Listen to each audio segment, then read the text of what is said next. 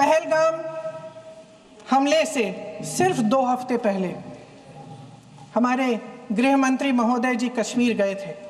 किस लिए गए थे? जो सुरक्षा की व्यवस्था है इसको देखने के लिए गए थे, इसको रिव्यू करने के लिए गए थे और उन्होंने वहां कहा कि आतंकवाद पर विजय प्राप्त हुई है। ये 2 हफ्ते पहले है।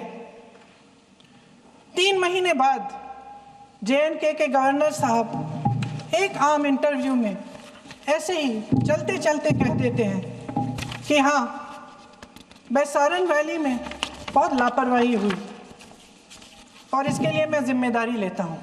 ऐसे ही चलते चलते, और वो बात होती है, ख़त्म भी वहाँ होती है और वहीं ख़त्म हो जाती है। उनसे जिम्मेदारी ली भी नहीं जाती, कोई सवाल नहीं उठाता, कोई जवाब नहीं देता।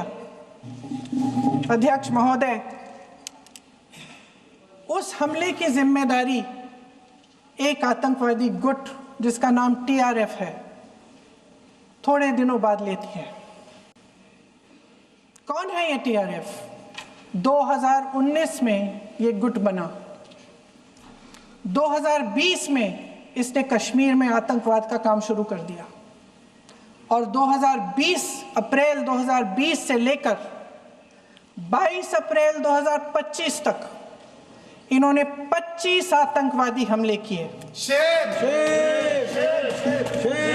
गृह मंत्री महोदय ने जब UPA सरकार के समय के आतंकवादी हमले गिने तो लगभग 25 गिनवाए थे अभी अपने भाषण में। इस गुट ने कश्मीर में 25 हमले 2020 और 2025 के अंदर एक पूरी लिस्ट है इन हमलों की। मेरे पास इतना समय नहीं है इसलिए मैं एक एक को नहीं पढ़ना चाहती, लेकिन मैं इतना कहूंगी कि इनमें रियासी का हमला भी था 2024 का, जिसमें 9 लोग मारे गए और 41 लोग घायल हुए। कुल मिलाकर 2020 से लेकर 22 अप्रैल 2025 तक TRF ने 41 सेना और सुरक्षा कर्मियों की हत्या की, 27 सिविलियन की हत्या की और 54 लोगों को घायल किया था। भारत सरकार ने TRF को आतंकवादी संगठन का दर्जा कब दिया? 2020 में दिया, 2021 में दिया, 2022 में दिया, 2023 में दिया। 3 साल बाद, 3 सालों के लिए ये आतंकवादी गतिविधियां कर रहे हैं और आप इनको आतंकवादी संगठन तब कहते हैं 2023 में। इसकी क्या वजह थी? ये सब सरकार के संज्ञान में था और आप मुझे बताना चाहते हैं, सत्ता पक्ष के नेता बताना चाहते हैं कि ये सब आपके संज्ञान में था, लेकिन कोई भी एक ऐसी एजेंसी नहीं है हमारी सरकार की जिसको पता चला कि ऐसा हमला, ऐसा भयानक हमला होने जा रहा है हमारे देश में, कि पाकिस्तान में बैठे हुए इस हमले की योजना बन रही है कि हम भारत जाके हैवानियत करेंगे, 26 लोगों को मार डालेंगे और हमें पता ही नहीं है। क्या ये हमारी एजेंसियों की विफलता है कि नहीं है? ये बहुत बड़ी विफलता है, ये एक बहुत बड़ी विफलता है। जानते थे कि ये गुट है, जानते थे कि 5 सालों से ये आतंकवादी हमले कर रहा है, अध्यापकों को मारा, आर्मी के बड़े बड़े अफसरों को मारा, आम जनता को मार डाला, पुलिस वालों को मार डाला, और आप इन पे निगरानी नहीं रख रहे थे। और ये जो एजेंसियां हैं इनकी जिम्मेदारी कौन लेगा? क्या IB चीफ ने अपना इस्तीफा दिया? क्या किसी ने इस्तीफा दिया?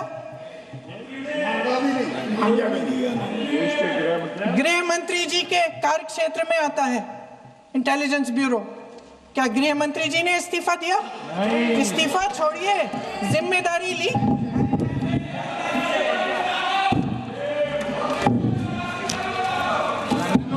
साहब देखिए, इतिहास की बात आप करिए, मैं वर्तमान की बात करना चाहती हूँ।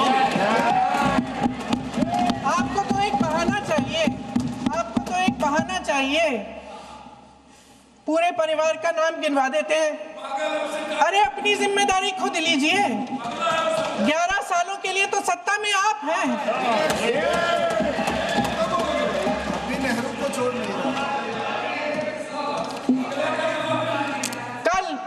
कल माननीय गौरव गोगोई जी ने अपने भाषण में पूछा गृह मंत्री जी से, क्या आपकी जिम्मेदारी नहीं थी? मैं देख रही थी। राजनाथ जी, रक्षा मंत्री जी यूं यूं अपना सर हिला रहे थे, कुछ बोले नहीं।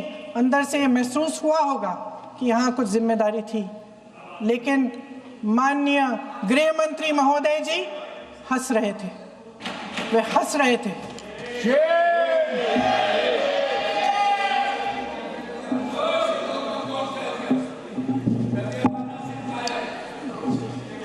अध्यक्ष महोदय, कल सत्ता पक्ष और आज भी सत्ता पक्ष के नेताओं ने 2008 के मुंबई के हमलों का जिक्र किया, बार बार कहा कि मनमोहन सिंह जी की सरकार ने कुछ नहीं किया।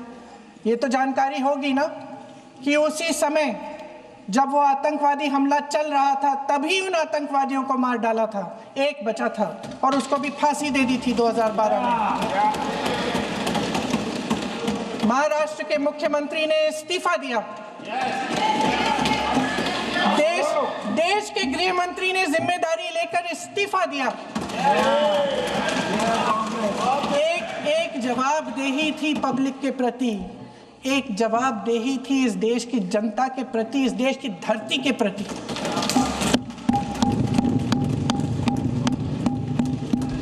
राजनाथ जी